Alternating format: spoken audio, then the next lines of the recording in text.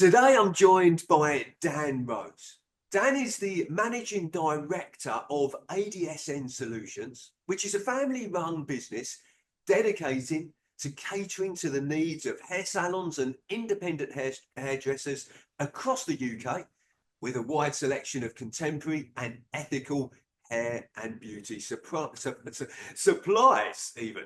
So hi Dan, how are you doing? Not too bad, thanks. How are you? Yeah, I'm very well, thank you. Thank you very much for joining us. So, like, I gave a brief description there of what ADSN do, but tell us a bit more about what ADSN does. Yeah, sure. So we import hair and beauty products mostly from Europe, um, with the business model really that we then sell those hair and beauty products to mostly hair salons and beauty salons, sometimes to like independent people, as the way the market's gone now. But yeah, professional grade hair and beauty products for hair salons. Yeah, that's really the crux of it. So we have a sales team. We do the warehouse operation, the marketing. So yeah, we just And trying to bring do you far sell? away. Let's get into that. So what makes you decide what particular products to stock? Is it because is it do you stock ethical products? You Yeah, stock yeah, cheap products? basically. So it's ethical Yeah, products. so all of our products have to have some form of sustainable or ethical story behind them. Okay. Uh, the main kind of thing that we sell is a brand called Davanese from Parma in Italy, and for the last kind of 30 years, they've just been trying to make their products as sustainable and natural as possible. And you think like 30 years ago, not a lot of people were doing that sort of thing. But that's kind of what first brought us and them together. Because I think when we started with them in 2008, um, there wasn't a lot on the market that did that, but we were really passionate about trying to find a company that did that. Um, Obviously now it's something everyone cares about, being sustainable and good for the planet and good for our own well-being. Um, but yeah, it was quite a hard sell back when we first started with it. But yeah, no, everything we do really is um, with that sort of desire in mind. Like, let's Okay, bring so you products that are good but sustainable and natural as well.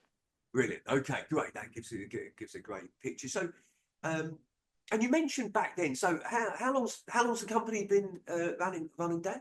Yeah, so the company was founded by my dad Okay. in 2005. So it's 20 years this August, actually. So he started, yeah, so 2005. And then I joined him in 2012. Um, and then, so I worked with him as a salesperson, basically, straight from school until about 2022, when sadly he became ill and passed away not long after. So I've been running the business with my wife since 2022.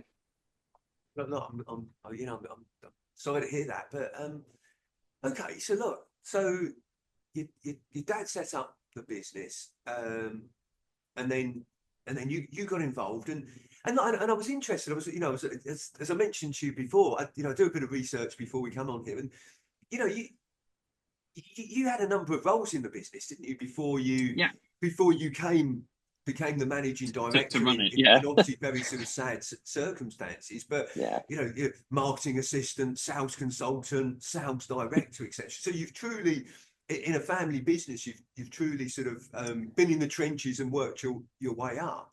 Was that yeah. was that something that your dad was keen that you did? That started off really understanding the business, the marketing, the sales. I think it started really because when I left school at 18, I wasn't particularly sure what I wanted to do. So I thought, as I imagine lots of people do, let's go and work with your family while we work things out. Um, Started in the marketing side of it, but yeah, then a year in, just a salesperson left unexpectedly, and my dad just asked me to give it a go in the sales world. And but yeah, that's the nature of a small business, isn't it? That you kind of need to be able to do everything. So, back when I first started and there was maybe 5 staff, you know, we would go out, sell the stuff, come back to the warehouse, pick it and pack it and box it up. And, in the very early days, we had our own van. So then we'd the next day go out and deliver it and then go back and sell more of it. So it because the business was so small, even when I started, there wasn't much choice but know how to do everything because you had to do everything. And obviously, it's grown over the years, but I do think that business owners who have a fair understanding of every role and responsibility in the business are able to act with a bit more authority with their team because you can say, look, I have done this job. Yeah, so it wasn't particularly an intentional thing. It just kind of works that way. But yeah, I definitely think it's been useful for me. I think that that's a key point. I mean, you mentioned business owners understanding everybody's role, and I think that's important. And you mentioned it because you can act with authority, but I think it also means you can act with compassion, Mm, because you understand that particular role. You might understand how difficult it is or how challenging it is. You can you can you can emotionally connect with them as well. of course. Yeah, I get, if they're saying, look, actually, the sales are tough. Yeah, I know they are, but look, these are some things that I tried when I was doing sales. If you tried those sort of things, so yeah, I think that's a really good point that you've shared there. So, um, Yeah, and I think as well, what we also do is that when like a new salesperson joins us, part of their induction will be working in the warehouse for a couple of weeks, working in the office for a couple of weeks. And equally, when a new admin person or warehouse person joins, they'll go out and have days out with the salespeople. So I think sometimes, particularly as businesses get larger, there's like a siloing effect where, each department does their job and there can be like reciprocity between different departments because they don't understand each other's jobs. And by doing things like that, you don't get as much tension when, a salesperson might ask the warehouse to do something that's time wise quite difficult. Like, oh, it's the delivery truck's coming in 20 minutes, but can you get this large order out? Like you don't get so much of that because the salesperson remembers what it was like when those orders came in working in the warehouse. So it, and that's part of the onboarding process when new people start, is it? yeah, yeah, doing each other's jobs, and that was really born out of my own experience. That I think you become more well-rounded person in your job if you understand everyone else's job.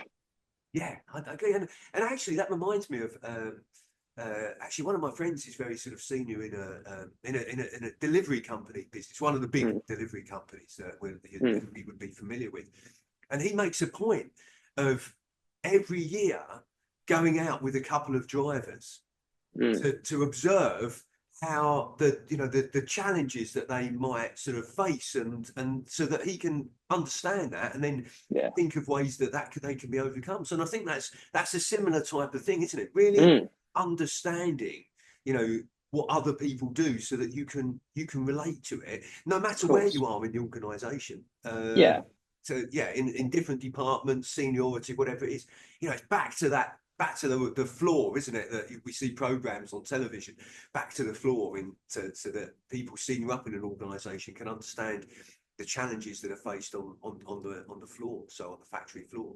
of Um, course. Yeah. yeah, okay, brilliant.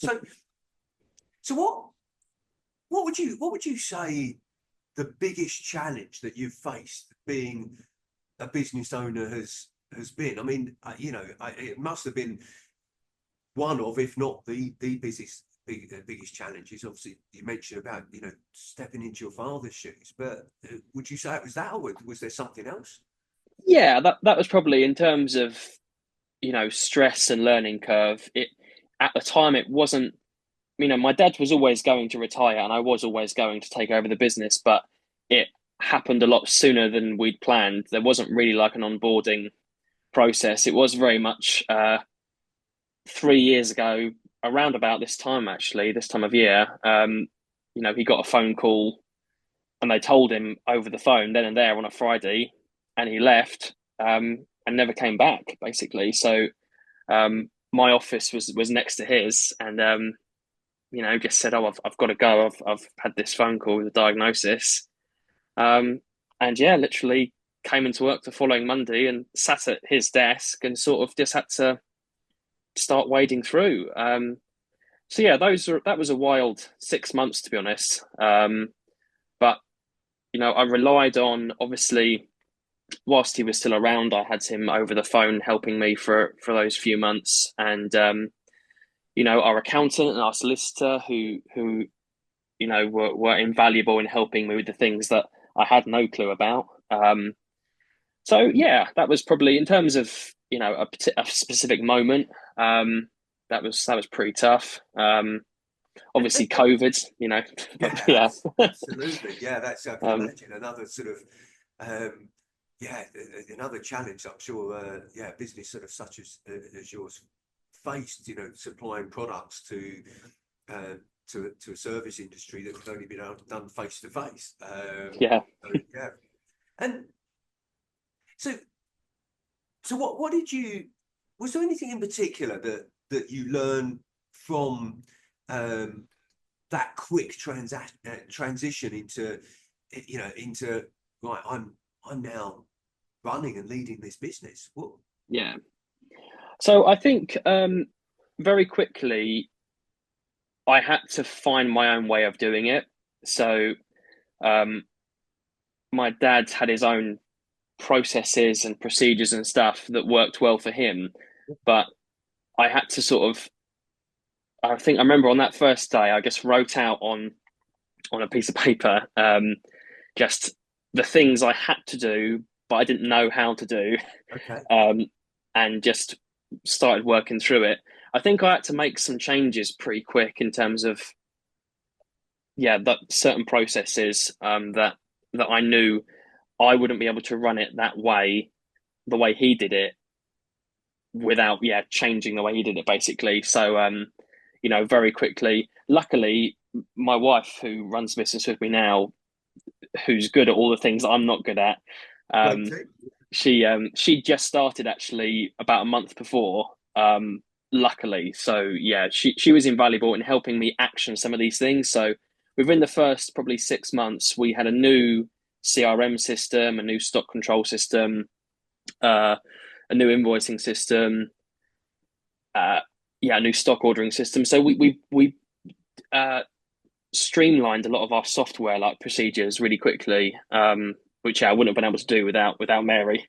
um, so yeah, I think that was it. Like, I think a lot of people assumed that I would just sit in the chair and do it exactly the same way he did for a while, but I think for me it was, in the long run, easier to actually make a start on the changes that I needed to make as quickly as possible, um, just to keep my head above water. To be completely honest with you, yeah, And what stands out from what you said there, as well as the action that you took? You took quick action, right?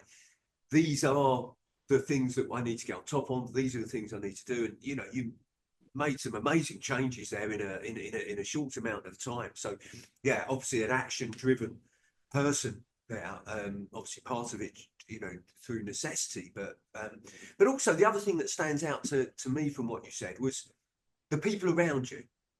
You mentioned a number of people there that helped and supported you, in particular Mary. You mentioned your accountant. I think I picked up you mentioned your solicitor as well there. yeah. So it just shows how important it is to have the right people around us, doesn't it? In Oh, terms of massively. professional Yeah, advisors, our team, even family. Referring to yeah, Mary. and I've definitely forgot that, not forgot, but didn't mention that. You know, the the team around me at work. Obviously, my wife was really helpful in helping me make the changes, but my team around me at work, all of them were instrumental in just keeping things going. Particularly in the areas of the business that I didn't know as much about anymore. Because, as I said, I think certainly for many years prior to that, I'd just really been focused on the sales side of it. So, you know, had people then who are all still with me now, actually, pretty much, who just helped keep things ticking over, um, and kept the lights on, whilst I really figured out what my job looked like. And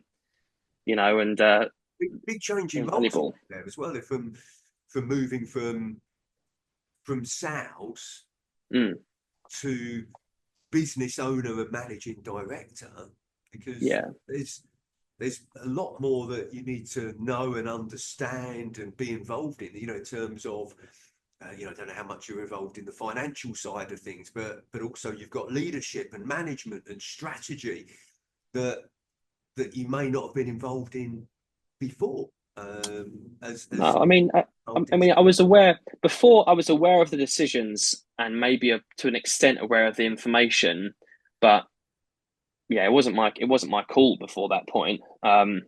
So yeah, it was definitely a learning curve, and you know, touch wood, 3 years later, we're still here and still growing, and we just 6 months ago, yeah, 6 months ago now, moved into a new warehouse. So something we've been planning for years prior, really. But we finally managed it. Yeah, just September last year to move into a warehouse that's like ours, and it's purpose designed for us and things like that. So You're it's obviously doing a lot of things right, Dan. So well done for grabbing hold of that, because I'm sure it couldn't have been easy at the time.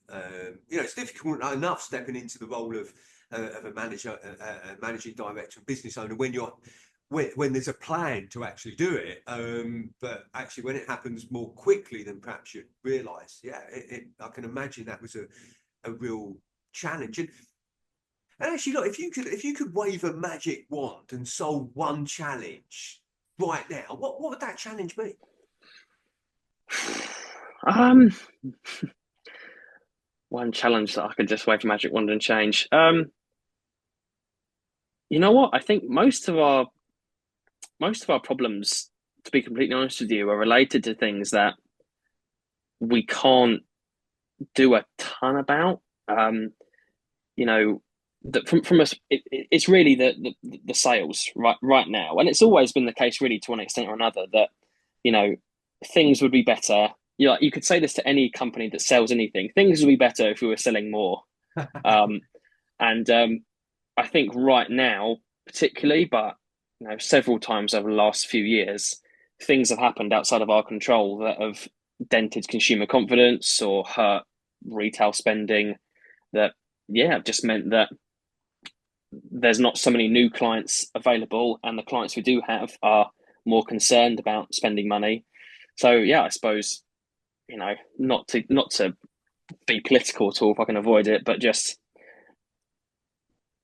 yeah, changing the economic situation so that people are just so that companies can just flourish without outside interference. I'll be slightly coy and say that rather than maybe being too specific. I like it. Yeah, I think you're being very political in your response without being political, if I can say that. But yeah, Yeah. no, I absolutely get it. And look, there's no doubt that we are in a very challenging environment at the moment. Uh, and actually, I think in that challenging environment, we all need to sort of think about, okay, well, what can we do? It's like you briefly mentioned sort of COVID sort of previously, right? Okay, well, as you say, there's nothing we could do about COVID. There's not a lot we can do about the current economic environment. But given what we've got, what can we do? That's Yeah. that's the key thing, isn't it? And yeah, as like COVID, I saw some businesses absolutely thrive during COVID, and I saw some absolutely suffer in the same industry. Mm. If you get Yeah. one, Yeah. not because they were in different industries, but because of the approach they actually took. So, okay, so look, what would you say? Um, your biggest learning has been since you've been in business, for yourself? What would you say is that biggest thing that you've sort of said, right? Yeah, that's something I would like to share with people that I learned. Well, I think the human connection, the connections you make with other people in business, there's just no there's just no substitute for it.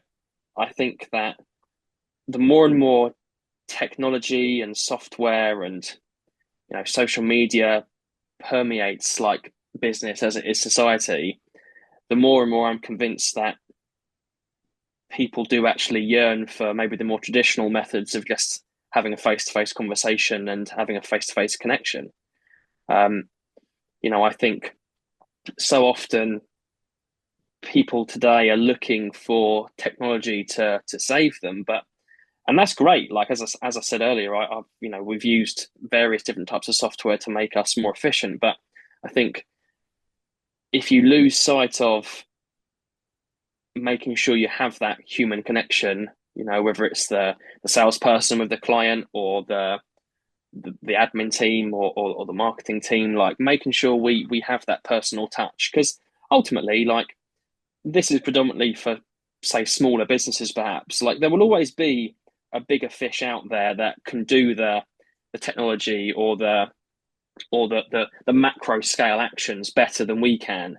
But I think for us, we've been successful compared to our larger competitors because, like, having that face to face regular, whether it's regular appointments or not using bots over the phone or just being contactable, I think those are the things that I think for a smaller business can be a good way to actually carve yourself a niche in the market when it looks like it's all big boys against you. Like, all those big guys have to work on a macro scale, whereas we can be a bit more person to person. That's and thank you, by the way, thank you for sharing that, because I think that's a great thought, because there is a lot of technology out there, and obviously, we could probably talk for ages about things like AI, etc. Mm, Um, but I think, yeah, like, I agree with you. I think it should be used to enhance human interaction, not replace human interaction. yeah, So how can we use it to build relationships with people, not replace that?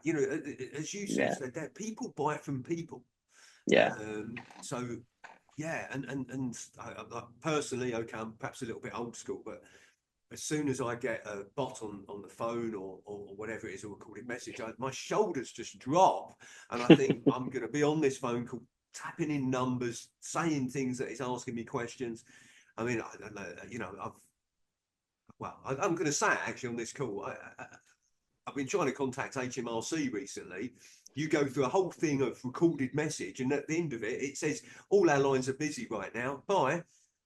mm, And I've gone through a whole process of putting in all my details, and then that's what you get at the end of it. So yeah, yeah. I couldn't agree with you more, as you could tell, Dan. So I think, thank you for sharing that and making people aware. Actually, yes, we need to systemize, we need to use technology, but keep focused on the people to people contact, and Yeah, that people buy from people, build relationships, and that can really help with driving a business forward. So great point, Dan. Thank you. And no worries. Dan, there's one thing that I always like to ask everybody that's kind enough to join me on this call, but what is the best advice that you would give to an 18-year-old you? Now, I know for you, Dan, that's obviously not that long ago. But Well, yeah, if you could go back and speak to an 18-year-old you, what would you say to yourself? um, don't don't try and do everything. Um, so many times in my life, particularly as on a working life, particularly as I've sort of moved up into managing other people, so many times, particularly when I was young, if the example was always if we were chasing a target and I was, still responsible for an area whilst managing people, I would think, right, I'm going to go out and do it myself, or something's gone wrong with a particular client, I'll call them and do it myself. And I think whilst you know, business owners tend to always believe they're the best person for the job. I think as my business has grown, and as businesses in general grow, um, it's never worked. It never works. I don't think if you try and do everything and be everything to everyone, you end up with people that actually don't grow themselves and can't ever take that task away from you. So I always think it's more effective to train a group of people to do a job rather than doing the job yourself. Yeah, so I mean, it's probably not like uh, rocket science for anyone here, but so many times, I see it in businesses that we work with because we work obviously with a lot of small businesses too, and the hair salon owner or the beauty salon owner will be the busiest person on the floor, and actually, whilst that works in a business to a certain size, to a certain scale, there will always become a point of diminishing returns where they're really busy, but they're not actually doing anything to help grow the business in other areas. Um, and actually, they're the businesses where you see the owner still doing it when they're in their 50s and their 60s, and actually the business hasn't really scaled with them. So yeah, it took me a few years to really hammer that into my brain. And I like what you said there because you said it's not rocket science, and to be honest, a lot of these things aren't. No, And a lot of these things we already know, but it doesn't necessarily mean that we're doing them. no, indeed. And what you said there actually reminds me of I can't remember who said this, but somebody said there was a story that somebody said, well, what happens if I train up my employees and they leave? And then somebody else said to them, well, what happens if you don't and they stay? Exactly. And Exactly. that's the type of scenario. And actually, the other thing that rings true here is, and actually it links into, so to what you were sort of saying about, stepping into your dad's shoes. That the phrase that I use for a successful business is a commercial, profitable enterprise Mm. that can work without the business owner. Yeah. Um, and that's what a successful is, that actually the business can work without the business owner. The business owner might choose to be there because they enjoy it, they love Mm. it, they want to be there. That's a choice. But actually, if they're not there, it could work without them. Of course. I think that certainly once a business moves past the sort of startup phase, like I think the business owner's job really is, act as the glue, of course, between the different parts of the business, but also it's the look into the future. I really try and spend at least a day and a half, if not 2 days a week, just thinking about and doing things for the future of the business. You know, Love that. if if you if you have to be involved in the day-to-day running, it probably means that you need to hire someone else or make people within your organization more efficient so that you're not generally involved in the day-to-day running. In fairness, I still do have some clients that I go out and see myself purely for my own sanity's sake because that's what I enjoy doing. But You apart from yeah and apart from that, then yeah. I think no, I think that's great. And actually, I'm going to leave anybody listening to this and everybody watching this as well. Let's leave them with those two thoughts. So, being a business owner is to be the glue Mm. and to look to the future. And I think that's a great way to leave everybody thinking about on this and on this just interview and and discussion. just and just credit that was my dad's. That was my two main lessons from my dad. A couple of years before he died, when we first agreed that I would eventually take over the business, those were the two things that he always tried to drill into me: that you are the glue, and you look to the future. So yeah, credit if they're the two thoughts. Just need to make sure credit that to my dad, Adrian Rose. Yeah. Well, very wise person because I love I love that. And to be honest, I've got a lot of great learnings out of today's discussion. But those two things stand above everything else to me. So wise words from your dad there. Sorry, what was your dad's name? Adrian, was it? Adrian Rose, yeah. Adrian Rose. Well, let's credit them to him. So, look, Dan, I really appreciate you taking the time to speak with me today and sharing more about your business and also your journey as well. So, thank you very much. Well, thank you for your time, and yeah, have a good rest of your day. Cheers. Thank you.